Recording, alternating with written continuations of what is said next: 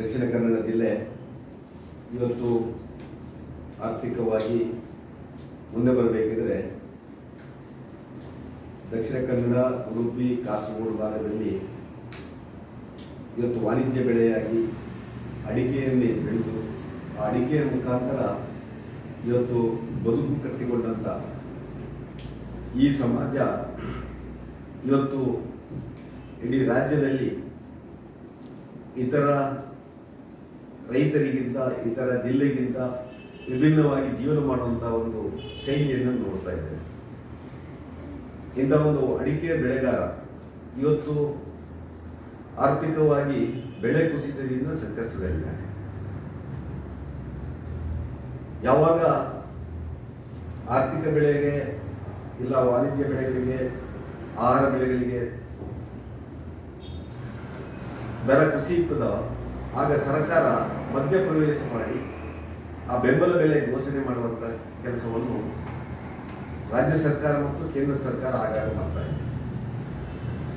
2002 ಮತ್ತು 2003ರಲ್ಲಿ ಕರ್ನಾಟಕದಲ್ಲಿ ಇದೇ ರೀತಿ ಅಡಿಕೆ ಧಾರಣೆ ಕುಸಿತ ಆಗಿದೆ.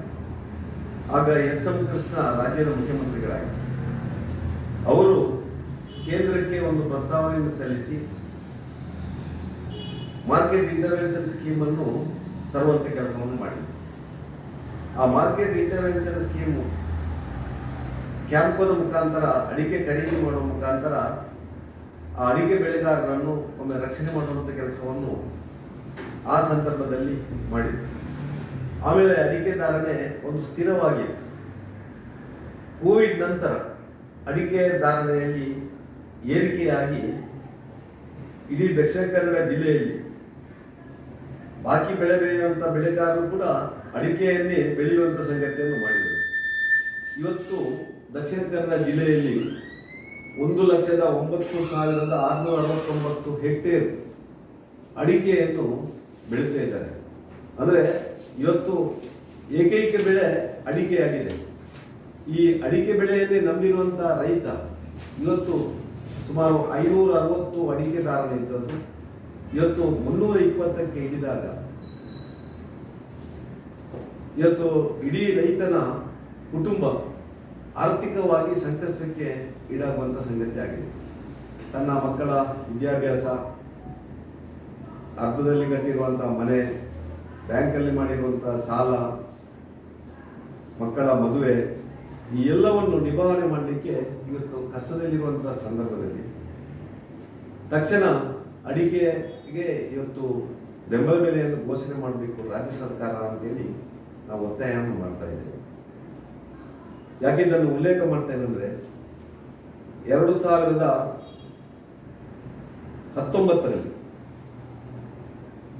ಕರ್ನಾಟಕದಲ್ಲಿ ಕಾಂಗ್ರೆಸ್ ಮತ್ತೆ ಜನತಾದಳದ ಮೈತ್ರಿ ಸರ್ಕಾರ ಇತ್ತು. ಕುಮಾರಸ್ವಾಮಿ ಅವರು ಆಗ ಮುಖ್ಯಮಂತ್ರಿಗಳಾಗಿದ್ದರು. ಆಗ ಕರ್ನಾಟಕದಲ್ಲಿ ಈರುಳ್ಳಿ, ಕಡಲೆಕಾಯಿ, ಕೊಬ್ಬರಿ, ತೊಗರಿ ಈ ಬೆಳೆಗಳ ಧಾರಣೆ ಕುಸಿತ ಆದಾಗ ಆ ರೈತರಿಗೆ ಬೆಂಬಲ ಬೆಲೆ ಘೋಷಣೆ ಮಾಡಲಿಕ್ಕೆ ಆಗ ಒಂದು ಉಪಸಮಿತಿಯನ್ನು ರಚನೆ ಮಾಡಿ ಆ ಕ್ಯಾಬಿನೆಟ್ ಉಪಸಮಿತಿ ಮುಖಾಂತರ ಈ ಎಲ್ಲ ಬೆಳೆಗಳಿಗೆ ಬೆಂಬಲ ಬೆಲೆಯನ್ನು ಕೊಡುವಂಥ ಸಂಗತಿಯನ್ನು ಮಾಡಿದರು. ಸರ್ಕಾರ ಪ್ರತಿ ವರ್ಷ APMCಗಳಲ್ಲಿ ಶುಲ್ಕವನ್ನು ತಗೊಳ್ತದೆ.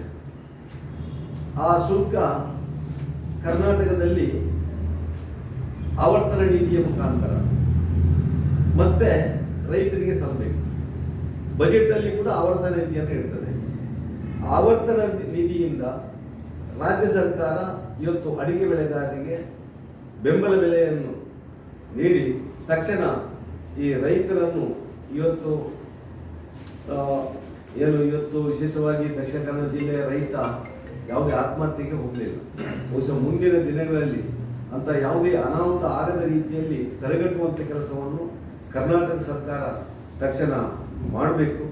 ಅದರ ಜೊತೆಯಲ್ಲಿ ಇವತ್ತು ಸರ್ಕಾರ ಬಜೆಟಲ್ಲಿ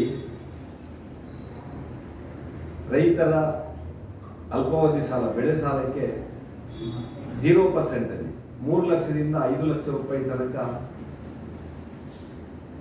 ಬಡ್ಡಿ ರಹಿತ ಸಾಲ ಕೊಡ್ತೇವೆ ಅಂತೇಳಿ ಘೋಷಣೆ ಮಾಡಿದ್ದಾರೆ. 1 ವರ್ಷ ಆಯಿತು. ಅದೇ ರೀತಿಯಲ್ಲಿ 3% ಅಲ್ಲಿ 10 ಲಕ್ಷದಿಂದ 15 ಲಕ್ಷ ಕೊಡ್ತೇವೆ ಅಂತೇಳಿ ಘೋಷಣೆ ಮಾಡಿದ್ದಾರೆ. ಆದರೆ ಈ ತನಕ ಆ ಒಂದು 3 ಲಕ್ಷದಿಂದ 5 ಲಕ್ಷ, 10 ಲಕ್ಷದಿಂದ 15 ಲಕ್ಷ ರೈತರಿಗೆ ಸಾಲ ಕೊಡುವಂಥ ವ್ಯವಸ್ಥೆಯನ್ನು ಕರ್ನಾಟಕ ಸರ್ಕಾರ, ಸಹಕಾರ ಇಲಾಖೆ ಇವತ್ತು ಮಾಡಲಿಲ್ಲ. ಅದನ್ನು ತಕ್ಷಣ ರೈತರಿಗೆ ಕೊಡಮಾಡುವಂಥ ಕೆಲಸ. ಅದರೊಟ್ಟಿಗೆ ಇವತ್ತು ರೈತರಿಗೆ ಹಾಲಿಗೆ ಸಬ್ಸಿಡಿ 5 ರೂಪಾಯಿ ಹಿಂದೆ ನಮ್ಮ ಬಸವರಾಜ ಬೊಮ್ಮಾಯಿಯವರು, ಯಡಿಯೂರಪ್ಪನವರು ಕೊಡ್ತಾ ಇದ್ರು. ಸಿದ್ದರಾಮಯ್ಯನವರು ಬಂದ ಮೇಲೆ ನಾನು ಅದನ್ನು 7 ರೂಪಾಯಿ ಮಾಡ್ತೇನೆ ಅಂತ ಹೇಳಿ. ಆದರೆ 5 ರೂಪಾಯಿ ಇಲ್ಲ, 7 ರೂಪಾಯಿ ಇಲ್ಲ. 8 ತಿಂಗಳಿಂದ ರೈತರಿಗೆ ಆ ಸಬ್ಸಿಡಿಯೇ ಬಂದಿಲ್ಲ.